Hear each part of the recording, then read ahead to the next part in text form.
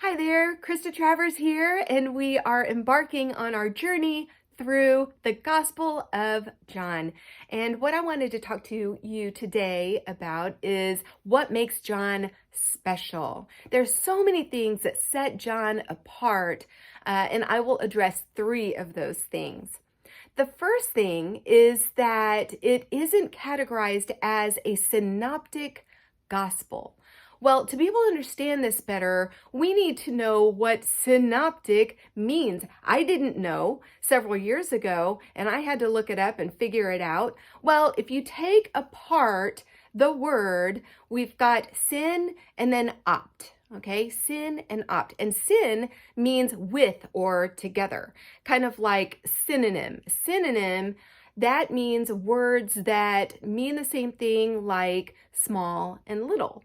And synchronize, that's coming together. Synthetic, that is a copy of the original or like the original. And then we have opt, and opt alludes to seeing, so optical, optometrist, and so on. So the term means that the Gospels, these Gospels in particular, see things fairly the same. They see together. They have many of the same stories told. From a different perspective, of course.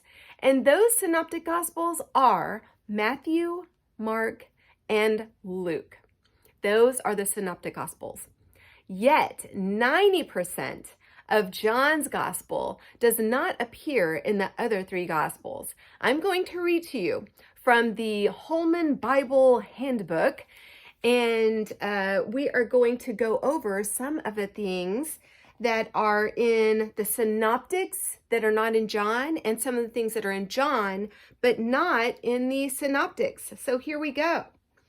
In the synoptics, we have the Last Supper, the birth narratives, Jesus's use of the parables, casting out of demons, Jesus with the tax collectors, him healing lepers, him with children, the Sermon on the Mount, the discourses of the end times, emphasis on miracles, Jesus teaching on hell, and the temptations of Jesus. And then separately in the Gospel of John, we have the wedding at Cana, the encounter with Nicodemus, the encounter with the woman at the well, the washing of the disciples' feet, Jesus's final priestly prayer, an extensive prologue to the gospel, and a concluding epilogue to the gospel. And we have an emphasis on the interpretation of miracles and signs and the I am sayings. And I think most of us know those I am sayings are really, really incredible and inspiring.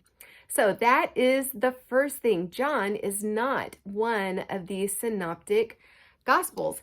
The second thing that makes John special is the unique structure of this book, especially the intro. So while the other Gospels begin with, say, Jesus's lineage, or go right into his ministry, John begins with "in the beginning."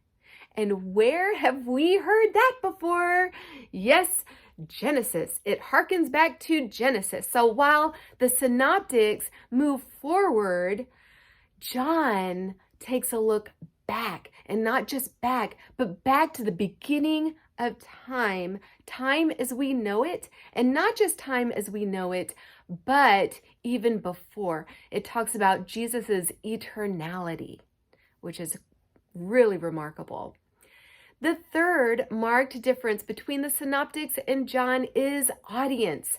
So we've got Matthew, Mark, and Luke, written probably during or right after the Jewish-Roman War. That was AD 66 to 70. And God's seeming purpose in that is preserving Jesus's ministry by using these three men who knew Jesus intimately, and to capture these accounts firsthand and fresh off the press, if you will. Their audience was that of the day, so they either spoke to the Jews or the Romans or the Greeks who lived in that time of turmoil and unrest.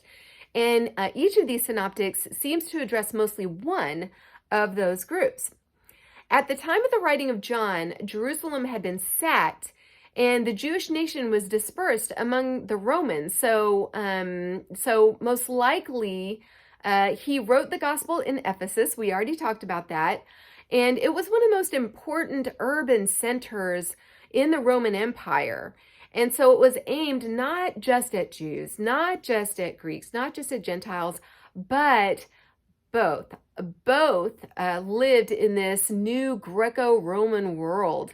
And he frequently explains different things like Jewish customs to maybe those people who are not familiar with the customs, and utilizes Greek thought, but he also does speak to the Jews as well, because he reveals Jesus as the Messiah, the Messiah who was to come, who they were looking for, the fulfillment of so many Old Testament prophecies, and the eternal Son of God sent by the Father to mediate a new relationship between God and man. So we see here how John speaks to this new mixed audience and how masterful God is at revealing to John what to say in this gospel so that it will illuminate the minds of every person, every man, no matter what their background is.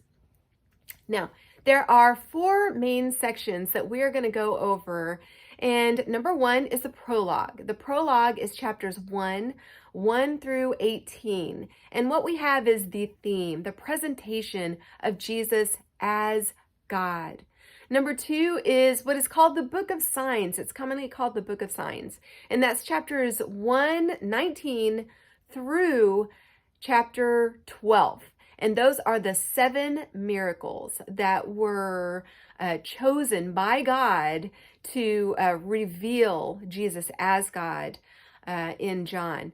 Number 3 is the Book of Glory. That is what's called the Book of Glory, chapters 13 through 20, which is Jesus' arrest, his crucifixion, and his resurrection. And then 4 is the epilogue. And in that we have a couple of things that are wrapped up and the restoration of Peter.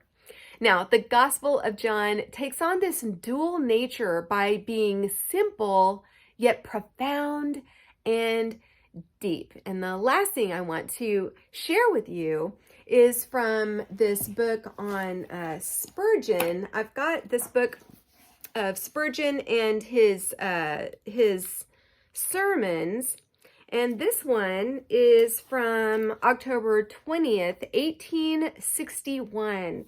And in here he talks about this Platonian philosopher who they all considered Christian writers barbarians. But here's what this philosopher said. He said, "This barbarian hath comprised more stupendous stuff in 3 lines." He's talking about John here in the first part of John.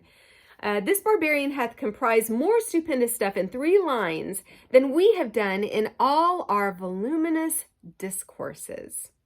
And Spurgeon goes on to say, "And we will to this day glory in the power of the Holy Spirit that an unlearned and ignorant man like John, the son of Zebedee, the fisherman, should be enabled to write a chapter which excels not only the highest flights of eloquence, but the greatest divings of philosophy."